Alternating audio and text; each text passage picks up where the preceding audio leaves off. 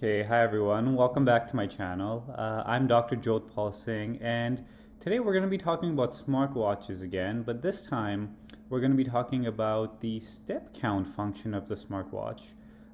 So of course, smartwatches, they have this triaxial accelerometers built into them, and this accelerometer is what allows it to track body movements and then use these measurements to assess your step count. And even with your cell phone, there's similar accelerometers that are built in here. But still, despite all this, very little is known about why this is important. And today I just wanted to take a look at some of the research that's available to suggest why we should be maybe monitoring our step count and how this can be used to measure some of our overall health and heart function. Okay, so why is this an important feature? Well, walking is the most common activity for humans. If we consider from many, many years ago, we've been walking less and less as the years have gone by. And really, we've been reducing how much we're walking over time, especially with the boom of computer-based jobs, working from home, things being as easily accessible as they are now. Even walking long distances, people tend to just drive instead. And because of that, we're walking less than we used to. But despite this, it's still the most common physical activity, in comparison to anything else. Walking is really important because it can improve heart and lung fitness and function. Just like anything else, you can progressively overload with walking as well. You can walk for longer, you can walk faster, you can walk at higher inclines. So really, you can get better at walking over time. And of course, the more you do it, the more your body adjusts to the walking as well. So, it's important to keep finding ways to continue to task your body and find ways that allow it to adjust over time as well. As far as your heart and lung health goes, the more people walk, the more we see concurrent reductions in heart disease and stroke, and just general chronic conditions as well. So, for example, the more you tend to walk, the better your body seems to regulate and manage blood pressure, the better your body seems to regulate cholesterol levels, the better your body seems to regulate any kind of metabolic disease as well. So really walking multiple times throughout the day seems to be very, very important as far as your general health and fitness goes. And the other cool thing with walking, of course, is, it doesn't come with too high of a barrier to entry for most people without clinical conditions. All you got to do is get up and start walking. So for the majority of people, it does seem to be a doable task. And really, we're starting to see that patients who tend to walk more have increased not only cardiovascular and pulmonary physiological function, but autoregulatory and cerebral function as well. So we tend to see improved blood flow to the brain in certain areas. When people tend to do cognitive tasks like puzzle solving, if you take a look at people who tend to walk more than those who don't, those who tend to walk seem to have more blood flow going into certain parts of the brain.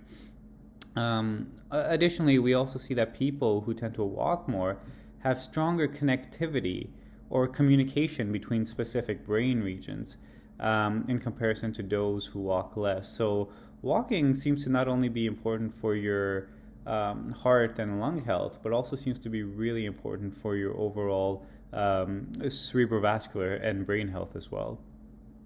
And the whole idea here is you can actually have brain function which tends to weaken with age and disease progression over time. So maybe with walking you can help halt or reverse some of these potential damages that are occurring. And probably one of the biggest things that we tend to see with walking is reduced body fat. Of course, it's a physical activity, right? So you're burning calories as you're walking. The longer you're going, the more calories you're burning, the faster you're going. Again, it's a higher demand on your body. So again, the more calories you tend to burn here as well. And the really cool thing with walking is that it tends to burn calories without an increase in appetite. So the nice thing with this is, if you go for a long run, as soon as you're done, you're probably really hungry. and you tend to eat a lot of those calories back. So with walking, for many people, it seems to be a way to reduce or burn more calories without having to eat a lot more right after, and counterbalance that as well. Okay, so now if we consider number of steps and why is the number of steps that you're getting important, well, we have to take a look at the evidence as a whole. Everywhere you look, you tend to see this general rule of 10,000 steps. But this whole idea of 10,000 steps actually is from the Japanese character for 10,000. And this character actually resembles a person walking. And, using this symbol, this led to a big marketing campaign in the 1964 Tokyo Olympics. And since then, that's kind of been prominent with walkers all across the world. So a really, really cool marketing campaign that got people moving, gave people a high target to reach when it comes to their number of steps.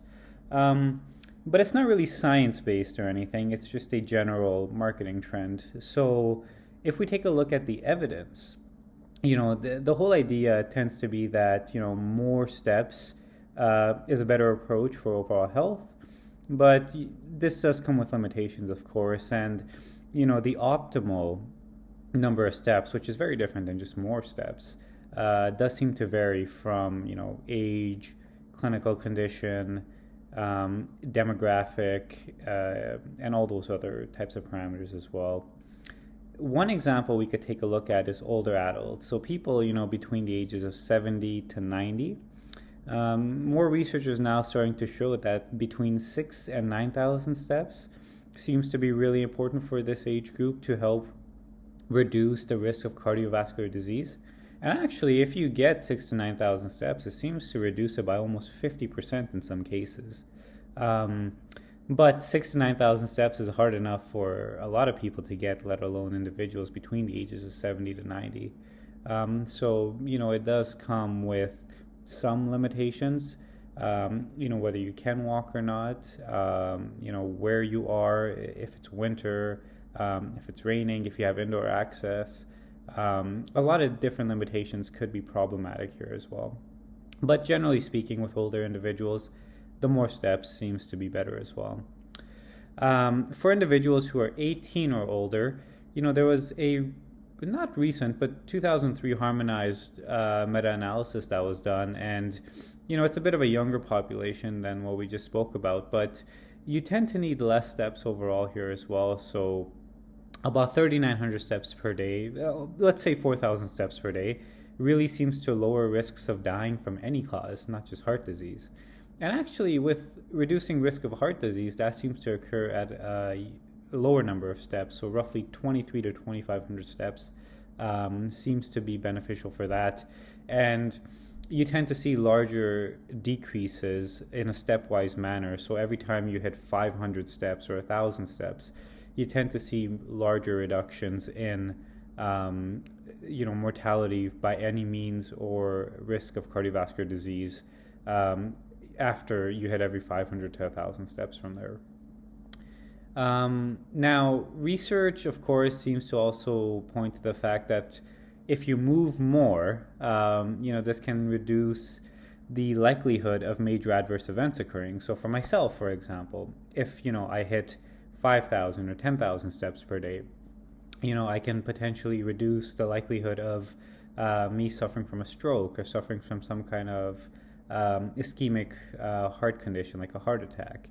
But I don't have any pre-existing clinical conditions, and it's easier to study somebody like me compared to somebody who has, for example, heart failure, in which case it becomes a little bit difficult to assess what is the optimal number of steps, in this case, to reduce likelihood of adverse events. So research here is still limited. With healthy individuals, old, young, male, female, and everything else in between as well seems to be very prominent that the more steps you get, you tend to reduce the likelihood of mortality and cardiovascular disease. But with clinical conditions, it's still quite limited. And just as an example here in the back, I've put a picture of my weekly step count, so you could see it varies quite a bit. I tend to go anywhere from 10, 12,000 up to almost 20,000 per day. But I do have access to indoor facilities where I can get these steps in. So really, you have to consider what kind of barriers to entry you have when it comes to walking as many steps as you can as well.